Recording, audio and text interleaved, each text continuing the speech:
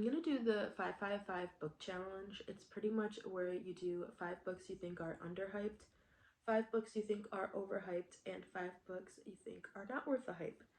And we're gonna start with the negative. 5 books I think are not worth the hype. This is just my opinion, and if you like these books, I'm really happy for you. I just wasn't one of them. First is Red, White, and Royal Blue. I don't know why I didn't like this. Actually, that's a lie. I do know why I didn't like it.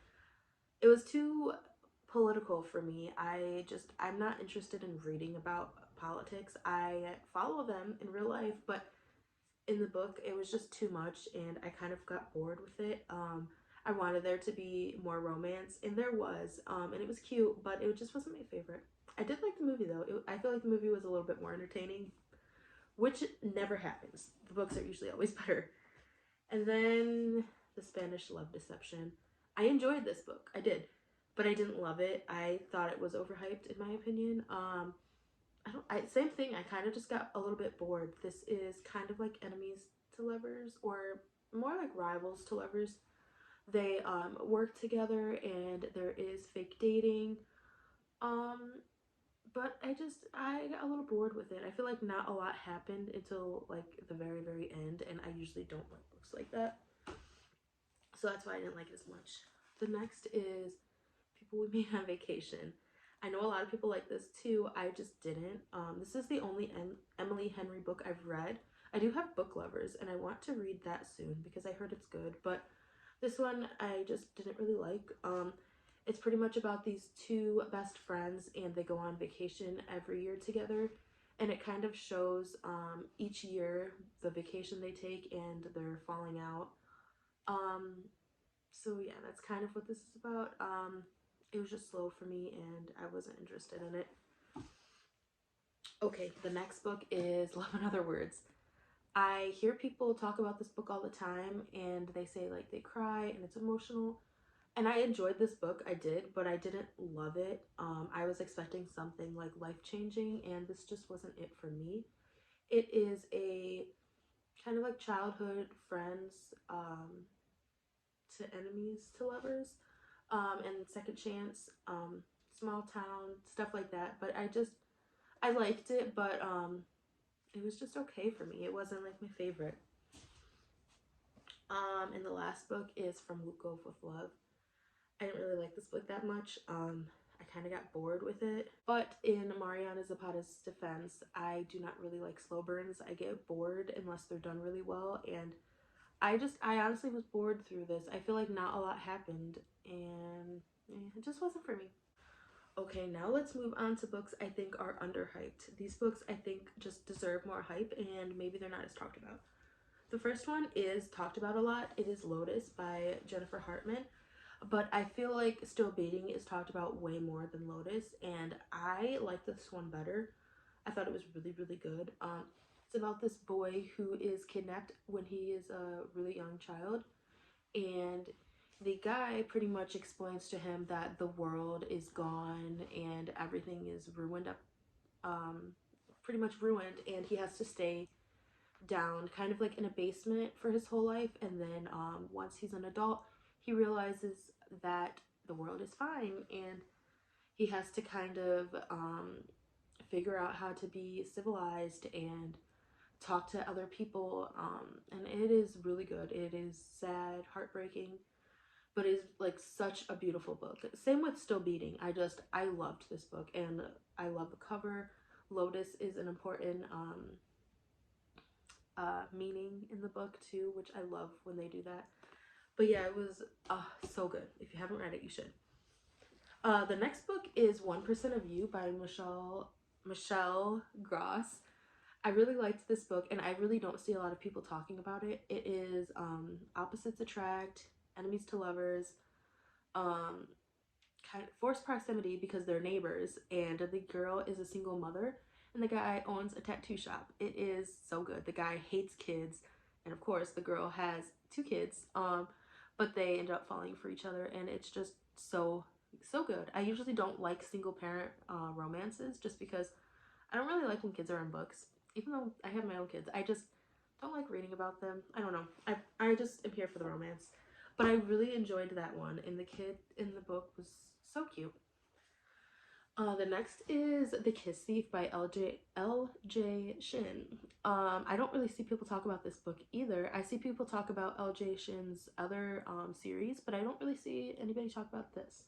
And I really liked this one because I feel like the storyline is super unique. It is an arranged marriage. It's pretty much about this girl, um, and her grandmother says like the first person that you kiss is the person you're gonna marry, and she plans on kissing the guy she really likes until this other guy, kind of like an enemy, goes up and kisses her for the first time, and she's forced to marry him, and she's really mad. And yeah, it's really really good. I liked it a lot. It's a little bit funny, really cute, spicy, all that good stuff. The next book, I see people talking about this, but not as many people as I think should be talking about it. It is The Loser's Duet by Harley LaRue. I am obsessed with this book. It is a duet, so there's 2 parts, and it's so good. It is Why Choose? It's a bully romance. It's found family. It is so good. I love it. I see people talk about the Souls trilogy a lot more, and I think this just deserves more hype. It's so good. I usually don't read a lot of Why Choose books, but this one I loved. I loved all the characters. Everybody was perfect in this book for me. There's 4 guys, 1 girl, and just it's so good. Usually I get confused with Why Chooses because that's a lot of main characters to remember, and each one has a backstory. But in this one, it was just so easy for me to remember everybody, and it was so good. And if you haven't read this, you should read it. It is really spicy. It's probably one of the spiciest books I've ever read, but so good. Okay, the last one is Archer's Voice by Mia Sheridan. I think that's how you say it. This book's really good too. I've seen people talk about it, but I haven't seen it a lot on like my TikTok and stuff like that, so I decided to include it. It's really good. It's about this guy named Archer, obviously, and he's mute, and he meets this girl, and they communicate through sign language because he can't speak. And it is small town, kind of forced proximity because it is, a small town, so they run into each other a lot. It's really really good. It's a little bit sad, but so good, so heartwarming. Like, this book just is like a feel-good book. Like, it's really good. It's really good. So those are all the books that I think are underhyped, that just deserve more hype. The next books are books I think are worth the hype, and I just love them. The first is the Mindfuck series by St. Abbey. This series, it's all in one big book, but the books are super short, so yeah. But this is about this girl named Lana Myers. I think her last name's Myers. And she is a serial killer, and she's dating a FBI agent who is trying to find the serial killer. It is so good. She has to get revenge on this small town because something happened with her and her brother when they were a lot younger, and it's just so good. I feel like I was like watching like an action movie or something. It was just so good. There's so much action. There's a little bit of spice, but not too much. And it's so good. It's so suspenseful. A lot of crazy thing happens. Each book ends on a cliffhanger, and I really think this book is just like perfect. I read it a while ago, and I still think about it. The next book I think is worth the hype is Brutal Prince by Sophie Lark. This is such a good book. I do see people talk about it a lot. It is a arranged marriage, enemies to lovers. They literally hate each other and like want to kill each other. It is so good. If you know about the strawberries, it's so good. And I love Sophie Lark's books because there's like illustrations in them. There's like little pictures, and I'll try to find one. Here's one. There's like little pictures in the book, and it is just so cool. It really like enhances the reading experience. And her whole series, I've only read I think 3 of them. They are all good so far. I need to finish them, but they're really really good. The next is Hooked by Emily McIntyre. This series is really good, but this one's my favorite. It is Peter Pan inspired. All of her books are inspired by, I think they're all Disney movies. This one is Peter Pan. There's one that's Wizard of Oz, Lion King, stuff like that. And it's pretty much where the villain gets the girl. I read this book a while ago. This, I think, is my first dark romance book I read, and I fell in love with it. I loved it so much. There's some action. I think this is kind of like Mafia, if I remember. It is so good though. I just love it, and this cover is so cool. So yeah. The next book, Den of Vipers. This is talked about a lot, I know. And I think it's worth the hype. I really liked it.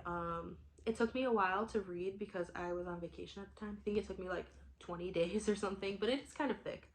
But this is a why choose dark romance. It's kind of like Mafia vibes. It's really, really good. There's funny parts because one of the characters is just hilarious. And I really like the female main character. She is like, just doesn't take shit from people, but ends up falling for the guys anyways, but the guys fall first, and I think they fall harder. And it's just a really good time. The last book, one of my all-time favorite books, Haunting Adeline. I love this book so much. It is a stalker romance. It's a duet, so this is the first one. The second one is called Hunting Adeline. They're very dark.